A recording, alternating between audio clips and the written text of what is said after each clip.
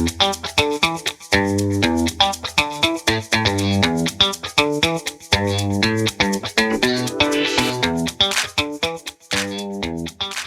hello, dads, and welcome to the Dad Nation podcast, Harnessing Your Superpower. That is the topic of this month's episode. So find your favorite listening spot, get comfortable, and let's go. My name's Jason Braun, co-host of the Dad Nation podcast and director of Dad Camp, a global movement building stronger fathers who build stronger families. And as always, I'm here with my co-host, Matt Crittenden. Matt, Yes. How are we this month? I am doing great, Jason. How are you? I am well. The weather is finally well and warm in Indiana. Yes. We just crossed 60 in Indiana. People are wearing shorts and flip-flops and t-shirts. That's warm. It's just a Greater better than time 60. to be in the Midwest. Yes. So that's good. My youngest of three is graduating from high school here. So super excited and proud of her. It's a great time.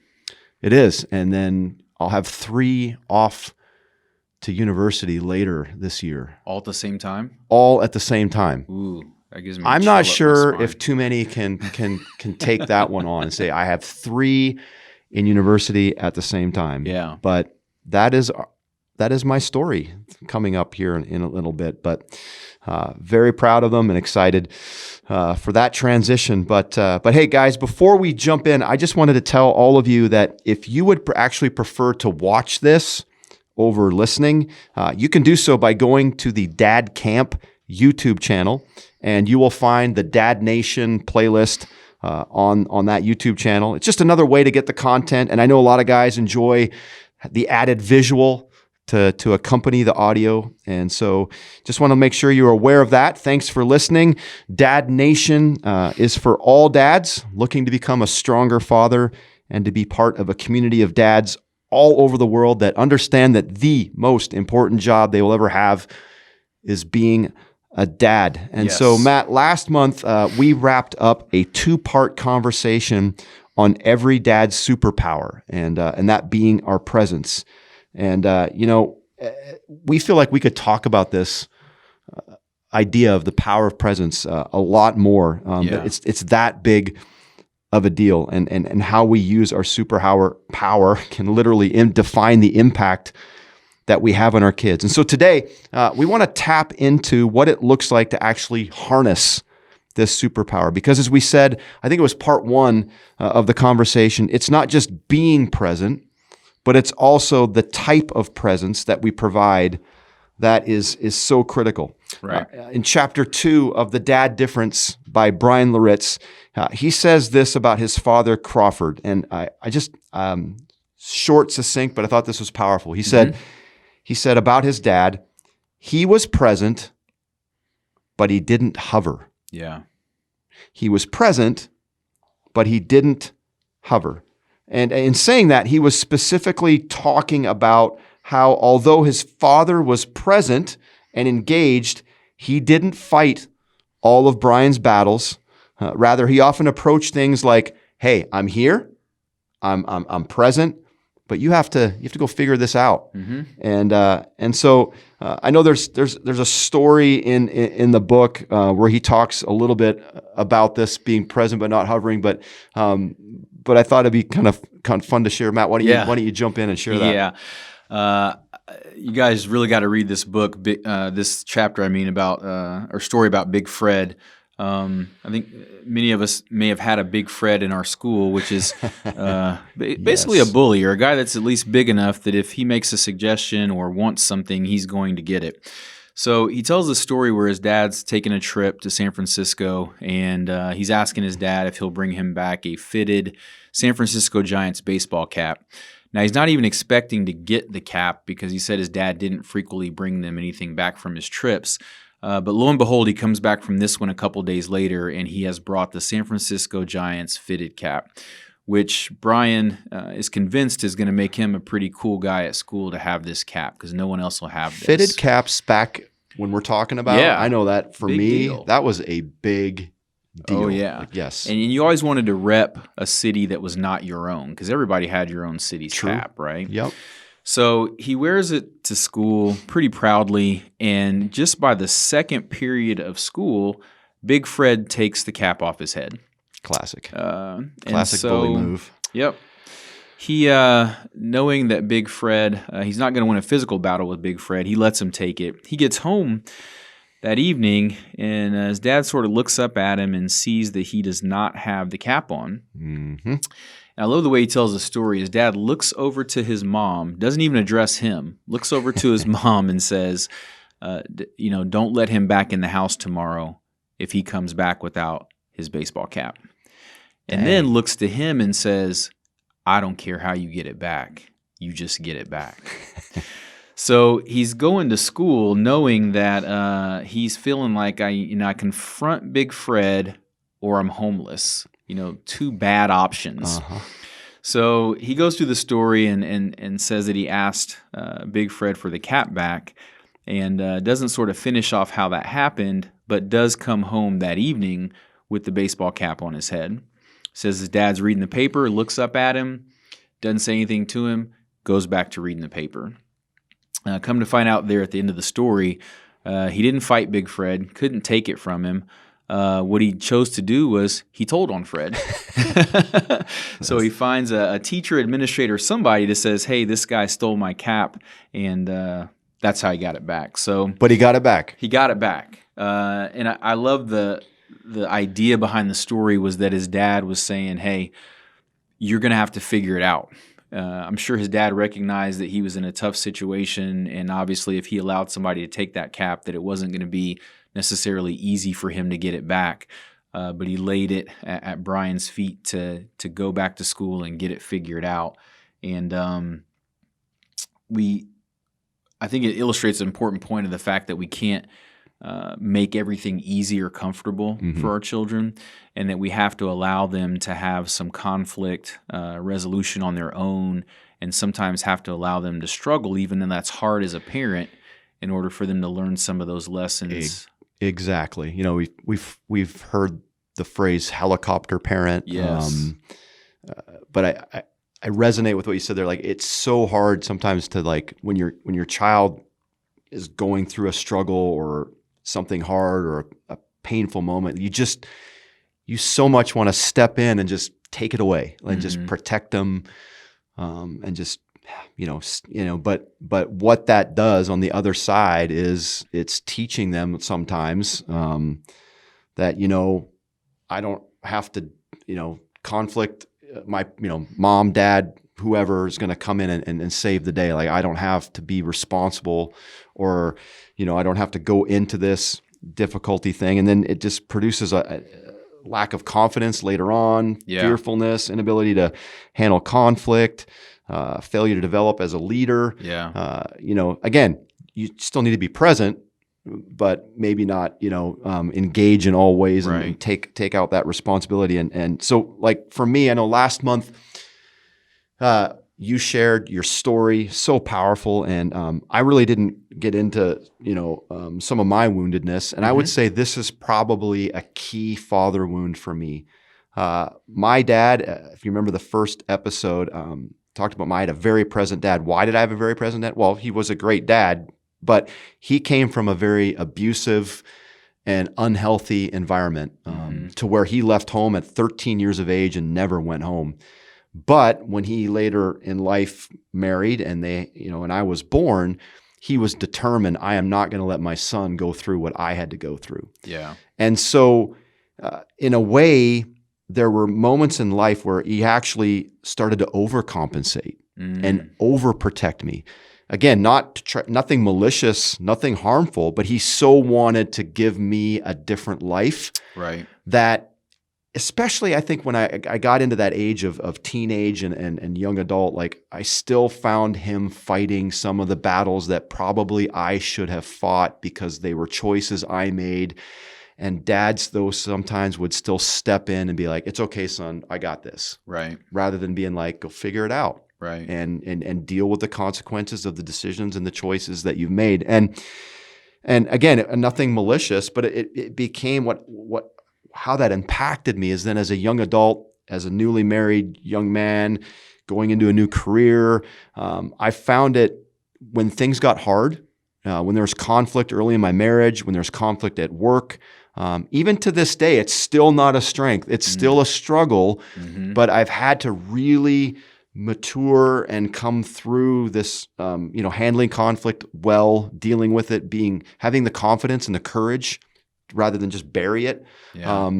And some of that is because I didn't have a chance to really learn that growing up because I had this somewhat little bit of a hovering, overprotective kind of family. And again, it was not that they're trying to hurt me. It was just a natural consequence or outcome of what his childhood was like and my mom's as well. So I even remember hearing a story of a pastor that back in the day when he would actually send his kids, when they got to a certain point in life, I think it was post high school, maybe early college, but he would basically give them a one-way ticket somewhere and say, figure it out. Like he'd give them a certain amount of money, one-way ticket, and say, we'll see you back here when you get here. Okay. And that was his way of being like, I trust you and I believe in you, but you got to start living life and getting, and I thought that was always interesting. But so as we think about like harnessing this superpower and being present but not hovering, I remember also something I recently learned from two pastors, father, son, that I'm sure many of you listening will have heard of them. They've had significant influence, I know, on me, but pastors Charles and Andy Stanley. And they recently did an interview together where they just discussed life together. Charles Stanley just recently retired from the ministry, and so they were doing just this interview. And so Charles Stanley, at the age of 8 months old, his father passed away, and so really he didn't grow up with a father in his life. And so, as a dad himself of Andy, Andy being his son, and he had a sister as well, he kind of came from a model of thinking of his own mortality in mind, thinking like, okay, I lost my father when I was 8 months. What if today I pass away, or something like that happens to where my kids are left without me? Am I setting my kids up to be able to handle life and navigate life? And so and I think this is such good parenting advice. This is kind of what I want. The big takeaway I think today is this question. He would say to Andy, when Andy would be like, hey, Dad, how do I handle this? Or I got myself in some trouble, or I don't know what to do. But the common response, rather than just stepping in and saying, here's what you need to do, ... go do it. Charles would say to Andy, if I wasn't here, what would you do? And that would then begin a conversation. Yeah. Now, if Andy would respond in some ways that Charles would think probably, I don't know if that would be the right way to go. They would have a conversation, but he would put it back onto Andy to think it through and think, okay, if Dad wasn't here, if Mom and Dad weren't here, what would I do? And I thought that was so good. That's really good. And what Charles said he always just trusted in was he just told his kids to trust God, and again he said I wasn't going to bail my kids out, but I was going to allow them to face the consequences. Now, he didn't punish his kids. He actually let the law or the circumstances that he found himself in, that be the punishment of itself. So, and then he was there to kind of pick up the pieces and guide him through. But he let his son and daughter kind of go through the moment, go through the circumstance. And he said, you know what? If my kids are responsible enough to make a decision, they're responsible to deal with the consequences. Yeah. And I was like, man, why didn't I learn this when I was, my kids were younger? Because it's good. I think it's really good. And then Andy followed that up and said, so he's kind of taken that. And as a parent, his parenting goal is that in the moment of decision, his kids would always ask, what is the wise choice? In light of what I've learned about life, in light of where I am at in life, and in light of where I want to go in life, what is the wise choice? Yeah. And he said, if my kids are asking that question about in their decision-making process, Mm-hmm. I've won as a dad. I've Yeah. won as a parent. I've done what I've hoped to accomplish. Mm-hmm. And so that's kind of what we want to pass on today, to that whole idea of, if I wasn't here, what would you do? Getting that grid question kind of reflexively coming out of you as you're navigating things with your kids, and to get and help your kids get to that place of, okay, I got a decision to make. Asking then, what is the wise choice? Matt, any words of wisdom from you on that? Yeah, I mean, and that's great that what is the wise choice reminds me of, that was your target, right? Yep. For your kids, Yep. to help them find wisdom, fearing the Lord and wisdom. So that's good. So much to unpack there. I think the big point is, we're saying that being present is critical, and it is your superpower. But being present also means we still have to let our kids make choices. Let them know that we are there when they fail or succeed, and allow them to fail. Mm-hmm. And I think It's so hard. It is. It's, as a parent, you want to shield your children from any failure. You want to shield them from any pain. But then it handicaps them. And so they have to slowly but surely learn as they grow to be able to deal with making their own decisions. And then another important thing, like you said, suffering the consequences. Because a lot of times when our children make decisions and the consequences, negative consequences of those decisions are taken away, they don't learn not to do it again. Right. Right. And so I'll even personally say, and I share this because Jason always want us, we always want you guys to know that we don't have it all figured out, right?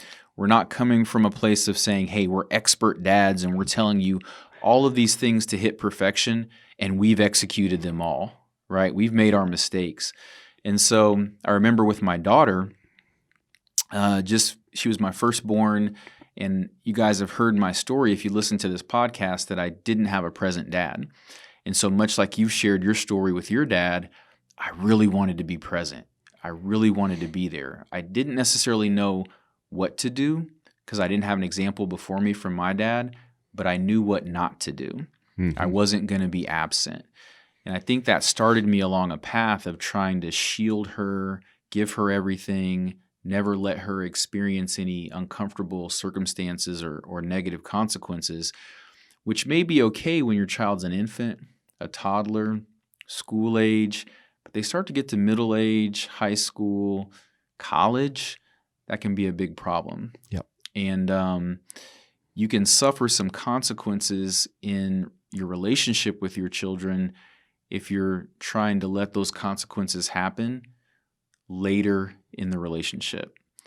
And so I'm sort of walking through that and experiencing that right now. And I share that just to say that, hey, I didn't get it right. I made some mistakes there that first time.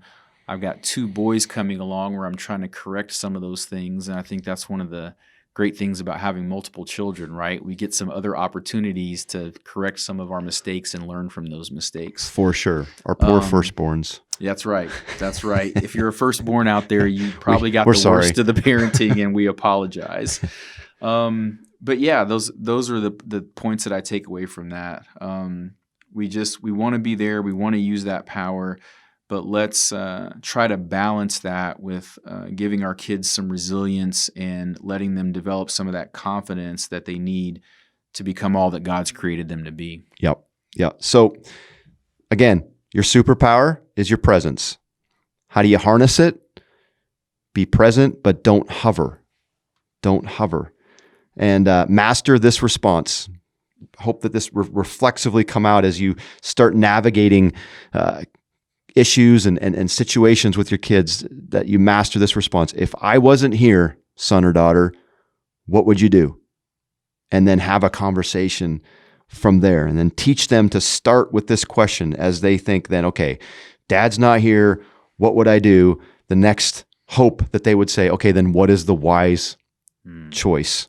And you pointed out earlier, and I was going to finish with this, was that, remember my favorite verse, the one word that defines my fatherhood kind of focus is the fear of the Lord is the beginning of wisdom.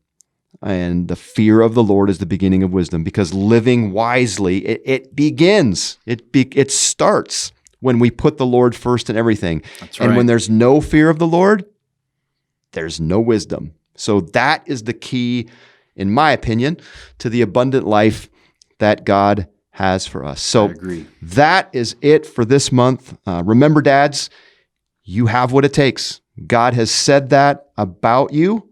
So go do whatever it takes to harness your superpower.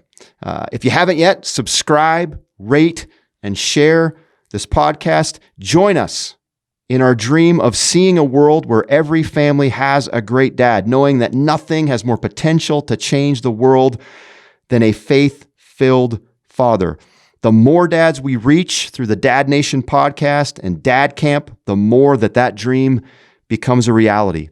And so if you haven't yet, you can also follow Dad Camp on Facebook, on Instagram, on Twitter. So do that, and that should encourage you as well. But together, Dad Nation, let's get More dads. more dads. Yes. And we will see you next month on the Dad Nation podcast.